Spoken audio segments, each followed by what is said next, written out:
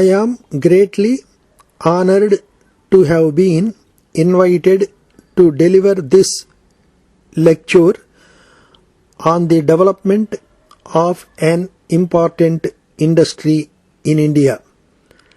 After more than 30 years of political freedom, we have now entered a new stage. At this point of time, it is necessary to reflect and review our past achievements and failures and set for ourselves higher goals and follow new methods. In the past several years, we sought to achieve for our citizens freedom from want as well.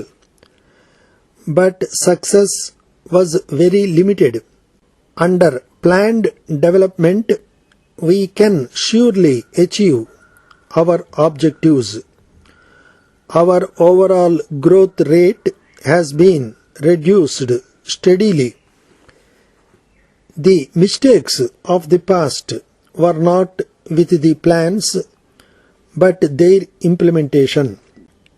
Had planning received the serious consideration it deserved and implemented with efficiency, it would have produced the desired results. This is evident from the fact that during the second and third plans, the economy achieved remarkable progress.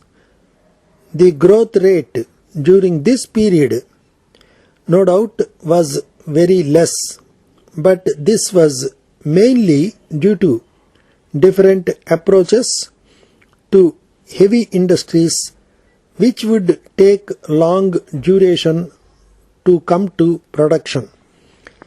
The policy based on these plans was very good.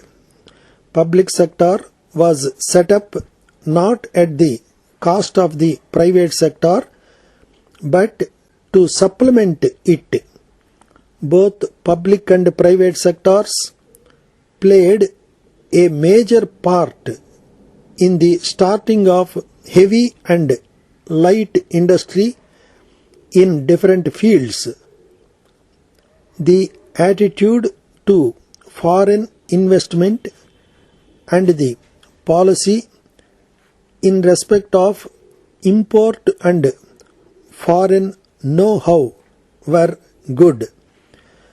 Much of the latest methods of Indian industry and the higher production levels achieved by it occurred during this period. The slow progress in industry was due to a number of factors.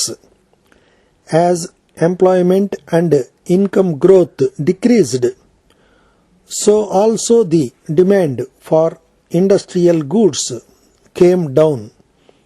We have the skills, resources and talent to achieve much more, but unfortunately we do not have the mind to do, which is essential for achieving better results.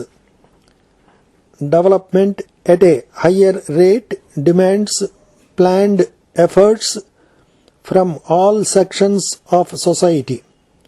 Apart from political strength, it is also necessary for faster development a revised policy which moves positively in the creation of more jobs and more goods. In framing policies, the government must ensure that they pass certain tests. They must be examined for their impression on production, employment and investment. If this impression is positive, the policy would be justified.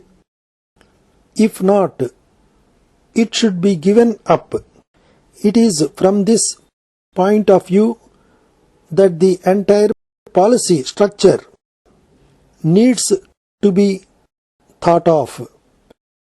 If price and distribution controls create more difficulties, they have to be removed and set right. If taxation rates are at a level where they reduce the savings and investment, they should be brought down at any cost. An attempt like this would produce a policy structure that will clear the problems and ensure that the economy improves greatly. The development program should be aimed at creating employment, which is the only means of providing a decent standard of living to all those who are today below the poverty line. Agriculture can provide employment to over half of the additional labor force. The major tasks would be to provide irrigation facilities. There are several other important areas where large employment is possible.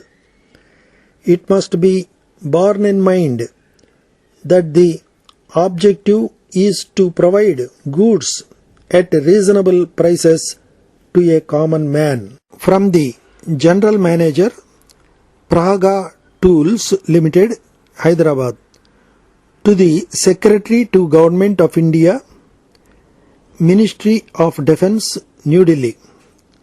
Sir, I am in receipt of your letter giving special instructions for the production and supply of certain special type of spare parts which are immediately required and not available in the country.